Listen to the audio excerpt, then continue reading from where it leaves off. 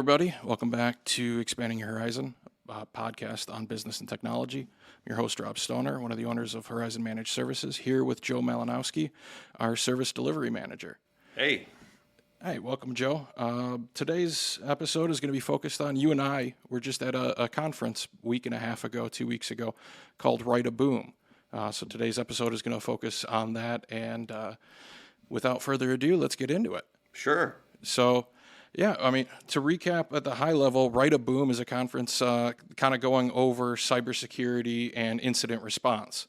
Boom being like when the event happens, and being right of boom is how you react, how you respond, how you recover from the incident itself. So why don't you, if you could, just kind of summarize some of your key takeaways, how what you took away from Write a Boom and how we can leverage that to better protect our clients. I think my biggest takeaway was probably where IT and risk intersect. It definitely forced me to reframe how I had been considering and perceiving IT over the last, whatever long I've been at this, 22 years or so, where there was IT and there was infrastructure, and then there was this other little thing, security, that was kind of alongside of it, or that bolt-on add-on. Because back in the day, security was if you have a password and you have an antivirus, you're good to go. And then over the last 20 years or so, it's just become, as IT went from being the necessary evil to being ingrained in business process. As it gets ingrained, the risk has gone up. Threats have become more significant. So it was a good reset for me to go, okay, you know what? Security just isn't that thing that's bolted on to IT. It isn't that and I've seen it too, in the enterprise where security has InfoSec and it's its own department, it's its own discipline. That isn't feasible for businesses at our scale. So it really kind of made me change the way I look at the risk and the impact, and how it's just people's businesses are really ingrained with the technology that they use. I mean, it used to be that Active Directory was for the enterprise, and now it's Active Directory is just kind of rebranded almost. It's kind of for the everyman today. Yeah, now it's you pay your monthly licensing fee to Microsoft, and you've got access to the Office suite and Active Directory tools. Now it's called Intune, but it's essentially the same thing. So now the little business has the tools that the big businesses had, but they also now carry those risks. And most of those businesses, the small businesses, they're not used to having to think about the risk, the security, the implications of decisions they make when using these tools. Yeah, I mean, now it's because you have the cloud and you have all those wonderful things that we've got access to things that we didn't have access to 20 years ago. Yeah, well, now you've got all the risks that they have, the bad guys want to come after you because now they understand your attack vector. It's right there. The big guys, the little guys, they're now all equally vulnerable. Yeah, one of my biggest takeaways was in how we need to be approaching conversations to clients. And it's not about, here's how we can better secure you, you need this new tool because there's this new threat out there and we need to protect you from that threat. But it's more about, we need to be approaching clients from a conversation of risk and risk mitigation. And a lot of that is new to the small business, the 2 to 10 million or so revenue a year type business, where they're used to talking about, okay, I have that antivirus product, I've got a firewall, I use a VPN, these common technologies, but they're not used to having the process and the diligence to go, okay, it's not really about having the tool, it's about mitigating the risk, and risk is always changing. It's kind of like another form of business challenge, just like sales is and growth or shrinkage is a business challenge. Cybersecurity is a business challenge in and of itself, and it's our job to try and better educate our clients and help them along their path to business maturity in that regard. Yeah, the way that everything is now it's really come together. Like the way that like the technology and the way people do business now at this point, it's so interwoven that you can't help but kind of take this whole approach of like, man, I hate to be that guy that's like, the sky is falling, and that's definitely not the approach I would take. But it's just like at this point, it's like you kind of have to just wake up to the fact that like, yeah, this is the reality that we live in now. And it's like you can't blow it off. You can't just be like, yeah, well, that's someone else's problem, because the second you start doing that, well, now it's your problem. And I think that like security is it's a fundamental part of IT now. Whereas before, like, I don't think it was like that, but now at this point, like, I'm waking up to that reality where like, yeah, I can't think of like there's IT operations and then, okay, yeah, we also have to keep in mind that we have to think about security. It's like, no, it needs to be wrapped up into one package. Yeah, I mean, it's for me, it like you said, very similar. It's okay. We need to focus on keeping the business going, and let's keep it secure too. It's kind of like that. It's not an afterthought, but it's the and also type of a thing. It's not the forefront. It's not a driving decision maker. It's not kind of an equal footing with any other decision regarding IT. And coming away from that conference, frankly, it was a wake-up call for me of, no, that needs to be an equal footing, not necessarily driving the direction, but it needs to be given equal weight and consideration when making decisions. The other big takeaway for me was, I mean, as IT people, we all tend to fall into the trap of the new shiny tool, and look how cool it is. And I mean, IT vendors they have some really great marketing departments, at least some of them do. And it's like, I know for me, believing the hype rather than kind of tying it back to looking at a cyber defense matrix, for example. Sunil, you had a great talk on that at the conference, and going, okay, here's my different areas. Here's my threats, and here's the challenges that I need to secure, and going, what do I need to secure? And then looking from that perspective and going, what tool can I find that will solve my problem, rather than going, hey, there's a new tool out there. What problem do I have that I can use this or leverage this tool for? It's kind of like flipping it on its end and looking at it from arguably the correct perspective of going, I've got this challenge. Now let's go find it, rather than I've got a hammer. Where are my nails? Right. Yeah. Like, my Lord, I was definitely, there were way more tools than I was prepared to like process. And the industry around cybersecurity has like, man, it's really exploded. There's so many tools out there. Yeah, and there's a ton in the enterprise space. What was shocking to me is walking around the vendor pavilion, I believe they called it, was just how many tools there are built up just for the MSP space. Like, that's what we live in. And then sitting through some of those talks in the sessions and going, when it comes to cybersecurity insurance and liability insurance and all the challenges that businesses are facing with their policies and getting them renewed and all that, how long, one of the questions I had was, how long until those insurance carriers not necessarily mandate, but start looking down upon tools that aren't vetted from an industry or a large enterprise business perspective, and instead, like, I know tools like ThreatLocker are loved by MSPs because they do application whitelisting, but it's not really targeted for the enterprise. It's not like FedRAMP certified. It's not going through all the protocols and testing that enterprise-based tools go for. It's just for the MSP. And if we as MSPs take the approach of, hey, that's a cool, shiny tool, I can sell that, and then what are the benefits of it is the secondary, is that really doing service to our clients, or is that doing a disservice? But then from the insurance side, what is the implication for my client's insurance when they go to renew, and that we have to work with our client to fill out that questionnaire, and we're not using, or they're not using, tools that are industry known in the enterprise space. They're just kind of little, not necessarily mom and pop. They're still large businesses, but they're not used across the board.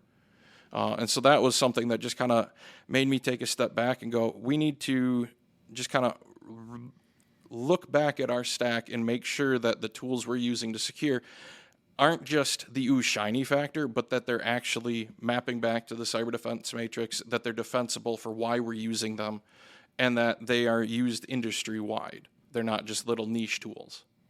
Yeah, I'm a fan of establishing process and then implementing tools that are going to help you get that process going. It's easy to fall into a trap of we got shiny new tools, they do all this cool stuff. Man, let's just start turning everything on. Let's just rolling with it. But like you're letting the tool drive your process. And I think when that's the case, it's easy to lose sight of your goal. I think it's always best to kind of establish your goals and your milestones and know exactly what it is you're trying to accomplish. And I like to break those accomplishments up into bite-sized chunks. Eat the elephant one bite at a time. I guess. Yeah. We'll steal that analogy. But yeah, for me, it's get the process and then figure out how you want to do it. 'Cause it's always different. It's different for the scale of the business or the people that are involved. I mean, there's so many variables. So I think you start with the process, then you can get a tool that helps you implement the process that you want to implement that fits your business, fits your needs. Speaking of process, was there any kind of framework or process that stuck out to you that was discussed at the Right of Boom conference for wanting to implement, or at least a structured approach for securing small businesses? Yeah, I think I kind of gravitated a bit toward the CIS controls. Part of it is I've seen the bits and pieces at previous stops implemented, and it kind of that was part of it. And I like the open source kind of community vibe that it has. The more minds involved, the better. A lot of people out there are smarter than me. I'll let them do the heavy lifting, and just kind of take the approach of start with implementation group one, start with control one, and just don't think about it much past just getting started. Yeah. Because there's a lot of controls. It's easy to get overwhelmed, but it's like security is almost like taking care of your body. Where you just have to make sure you go out and you do it every day. Yeah. Just take that approach of it's a continuous process. It isn't a switch that you just flip. Okay, cool. All right, we did these things and now we're safe and the things are secure. No, it's part of your business. You come in, you do business every day, and every day there's a new challenge. Tomorrow there's going to be a new challenge. Pat yourself on the back because this morning you just completed one, but it's an ongoing thing. Security is the same way. It's just something that's ongoing. It isn't something that you complete and you put a bow on it, and you kick back and relax, and it's Miller time. There's really no Miller time with this. Nope. It's something that keeps going because the challenges are going to change every day. The bad guys are always going to have something new. And so you have to be ready for it. Yeah, and I think that's what you just kind of hit on is one of the keys for any small business or any business in general, looking at how they can improve their situation. Is it's no longer a switch that you flip. Like you said back in the day, install antivirus, throw a firewall out there, and hey, you're good. Yep. And I mean, in a lot of ways, the average small business still treats technology and security in that way of, well, our insurance agency said we had to have X, Y, and Z, so we've turned those switches on. We've bought the shiny tool that says it can do that. But that's no longer really the case. I mean, one of the talks was given by John Strand, who's a prolific SANS teacher and cybersecurity expert. And one of the things he talked about was, again, SIS controls are great. There's other frameworks like NIST and all that. But any of the control frameworks that are out there to help businesses set up and establish security posture and policy, their best practices are based on threats that were happening and seen 1, 2, 3 years ago. And so that's not a knock on the framework. You need to see what's going on in order to build the policy to protect from it and be able to say, okay, yep, this is what we're doing. This is now a new baseline, and it's iterative. But in general, it's if you take that mindset of I'm just going to flip the switch and then forget about it, it's Miller time, you're going to be 2, 3+ years out of date, and you're not going to be protected from the latest threats. And when it comes to SIS, and like implementation group 1, 2, and 3, and the different approaches based on the different business types and the different risk that they have. It's not just saying, okay, we're going to protect from credential stuffing. We're going to protect from phishing emails and all that. It's putting frameworks in place to protect from approaches and attack vectors rather than individual threats. And so I think one of the takeaways from this discussion is any small business can do this. It takes time. It takes a change of mindset.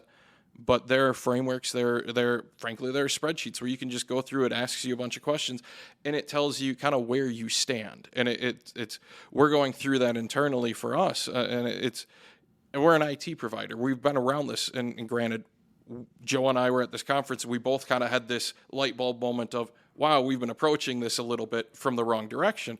But it's still, we see this every day, so I'd argue we should be more attuned to the threats and the controls. And it's still eye-opening for us going through and going, okay, what controls are we missing on or are we deficient on? And where do we have room for improvement? And we have loads of room for improvement. But that's not to be discouraging. It just goes, okay, it's a different approach. It's a different mindset to security. And let's eat it one bite at a time. So. Yeah, absolutely. The one bite at a time approach. And one of the other takeaways to that was, I thought was kind of eye-opening, was the notion that like when a big company gets hacked, so like let's say Target gets hit, well, other retailers, they're going to see what happens. They're going to have, they're going to see it in the news. They're going to up their game. Mm-hmm. But you don't have that at like the smaller business level. Like the big enterprises are more resilient, and whenever they get hit, they kind of become more resilient across the board.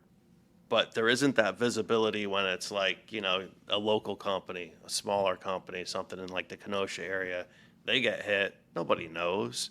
It's not on the news. Yeah, their clients may know, but beyond that, it's not going to make a big wave. Right. And so their peers, that company's peer group, like their game doesn't elevate. Like they all stay that same level of vulnerable. So there's the kind of like below the sightline vulnerability to businesses that like we would interact with. Like they don't get the press. They don't get that like incentive to up their defenses. Mm-hmm. So that for me was like kind of I come from an enterprise background, so I think I kind of just got used to that. Like you hear it in the news, the executives hear it in the news, so you get a top down kind of like, hey, see what's out there. Do we have to patch? Do we need a tool? And then like it could happen quickly at that scale. Yep. Because they have the revenue and all that to bring in consultants and tools and yada, yada, yada, throw whatever they have to at the wall to keep themselves safe. That is not the case at like, a 12-man shop. Right. It's like they don't have that budget. They can't react in the same sort of way. So it is really incumbent upon MSPs of our size to kind of really have that vision for the client and help them understand that, like, yeah, these things happen to the big companies, and that's where we see it, and that's how we hear about it, and that's where it lands in the news. But, like, that isn't the end-all, be-all. It hits everybody, the little guy, the medium-sized guy, and, like, I never really thought about, like, that's where it is incumbent upon us to like have that knowledge and have that conversations with our clients, not necessarily in like this whole like it's the fear mongering that bothers me around the subject. Like I don't like talking about it because it feels like you need to be afraid. And it's like, well, on one hand you kind of do, but on the other hand, it's like this is just the reality. Like we need to not. The temperature's been raised, and we just need to get comfortable with the new normal. Yeah, that's exactly what it is, and it's up to us to help communicate to the people who, the business leaders who run their business, whatever it is that they do it well. Mm-hmm. But like IT is kind of a niche thing, and like unless you're really into it, nobody really, I remember having conversations with HR guys, and their eyes would just glaze over when you'd start talking about like the really nerdy bits, but I think at this point, it's all like I said before, that it's so ingrained at this point that I think like we really need to like drive this stuff home with our clients and help them understand just what the risks are to their business and what the impacts could be. And when we have these conversations, one of the things that I thought was really interesting was like, what is a material amount of money to you? And that's one of the first questions that like we should ask when we're sitting down and we're having these conversations with prospects or with clients, and kind of say, well, what is that dollar value? Because then we understand kind of where that tipping point is in the risk. Because for a large company, it could be millions, but for a smaller company, it could be thousands or tens of thousands. And it's like, it's a very different tipping point. Oh, When you absolutely. talk about like the risk that you're trying to mitigate, the things that could come in, it takes one ransom attack to really damage a small company. Oh yeah, I mean ransom attacks are I hate to say it, but basically a dime a dozen these days, and even just paying the ransom. Let's set aside the monetary amount and the headache of trying to find the Bitcoin and all that and paying that, but you also run risk of running afoul of various like legal issues in legally paying that, because in most cases those ransomware operators are operating out of countries where there are U.S. sanctions against sending financial vehicles to those countries. And so let's say you're a business owner, you get ransomware, you've got the money and say, okay, this isn't a major financial issue, we'll just pay it and we'll move on. You could be opening yourself up to a whole host of legal liability just in paying that ransom. And so it's almost a damned if you do, damned if you don't type of a situation. But it's fascinating when you have conversations with these small business owners, and they hear in the news Target getting hacked or the XYZ big company, and they hear about the risk, but because all you ever hear about is the big companies, not the little ones, they think, oh, that can never happen to me. I'm not really a big target. The reality is the defenses are so much lower typically on small business, and those that are attacking, they're throwing a net. It's not like the late 80s, early 90s where it's targeted attacks typically, aside from like nation state and all that. It's the threat actors, the bad guys, so to speak.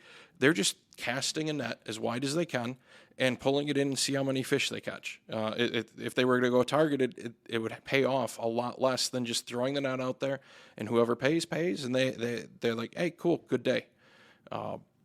And so, yeah, like you said, I think it's incumbent upon us as MSPs, as IT professionals, to change the conversation narrative from the scary and just, hey, have you heard about this new threat? We need this new tool to mitigate it, to a conversation focused solely on risk, determine where that risk level is, and then build the security posture around that risk level, and bring your clients, bring your executives into the fold, and let them have a key stake in that conversation, in that process, and in the outcome, so that everyone understands where things lie, what the acceptable risk level is at, and what controls are being put in place. Because I know I've had my fair number of conversations with prospects where they've got a MSP, and they said, well, we were protected.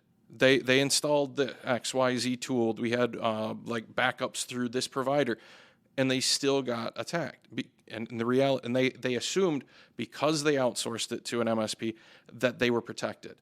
Well, what that tells me is that that MSP never had a conversation regarding risk with that client, and I'd say that's a failure on our part as IT professionals, as MSPs, in servicing our clients. We need to do better. Is there anything, I don't have a good transition at this point, but I think we've kind of talked this a little bit to death, at least at a high level. But is there anything you want to leave as a final closing note for business owners in let's say the 2 to 10 million-ish annual revenue range, and what they should be considering or doing?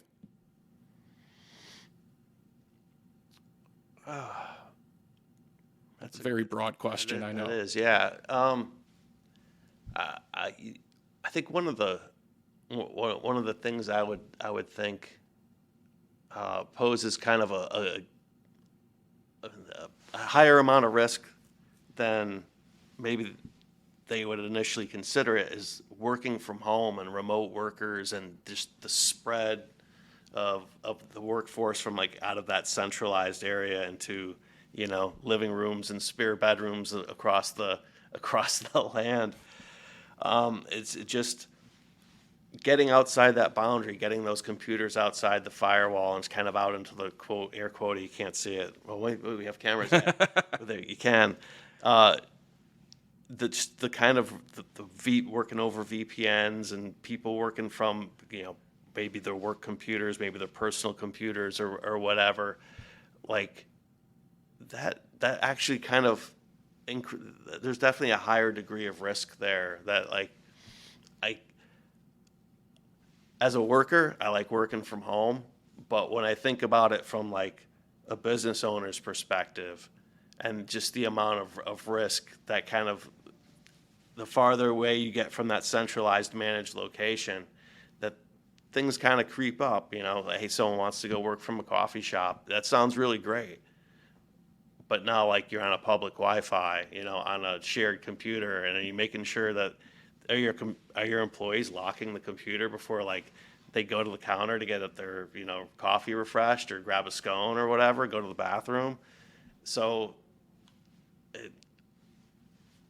the technology has gotten to the point where like remote work, that used to be something that, again, that was an enterprise thing. Now it's like It's an everybody thing. now it's an everybody thing, and people are really enamored with the convenience of it, and I get that. I enjoy the convenience. I'm definitely on board with the convenience of it, but like I don't know if businesses really like if you don't know about how IT works, you don't know necessarily what questions to ask and go, well, what risk does this pose?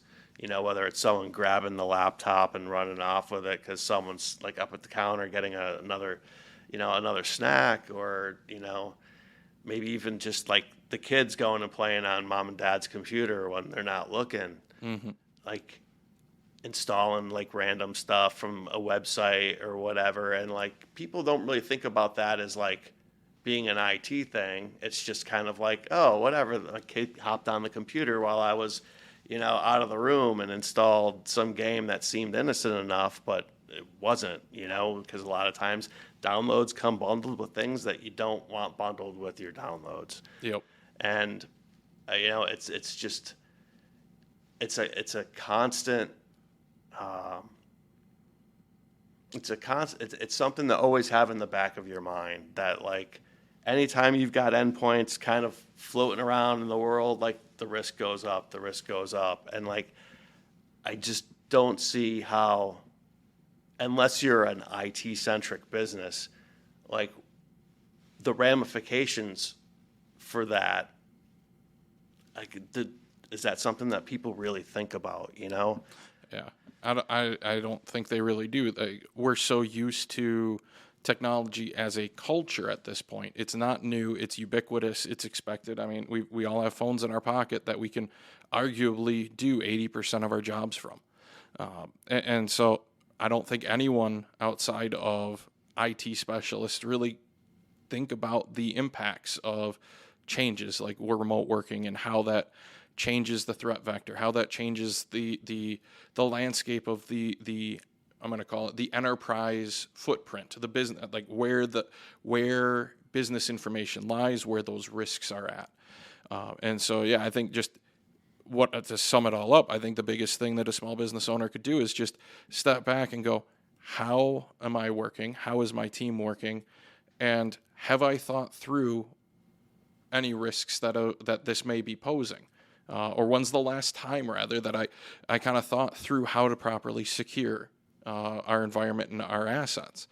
And if it hasn't been a thought in the past 6 months to a year, reach out to a local IT professional or give us a call, reach out via email or DM, and let's have that conversation. Whether it goes somewhere or not, we can help guide you and point you in the right direction rather, to educate yourself and be able to have an educated conversation with a provider and kind of make those start making those discussions and decisions regarding risk and threat.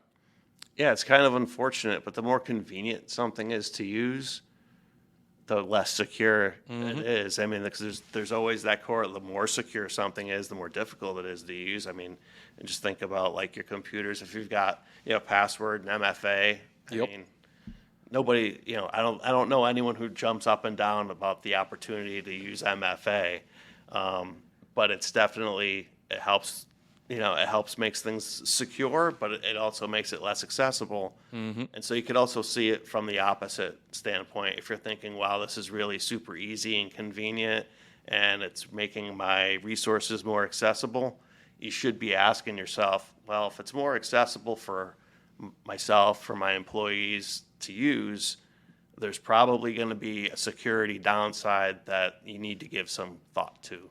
Absolutely. Well, hey, I appreciate you taking the time. It's been great chatting with you, Joe. In general, I think this is more we're going to be changing the direction a bit of this podcast to be less about just interviewing business owners. We're still going to do that and kind of having those discussions, but we're going to be focusing more and more on how the small business can actually implement some security and up their game. So I'm sure we'll be seeing you back here in the coming weeks. But again, appreciate your time. We'll let you get back at it. Thanks for having me. Thank you.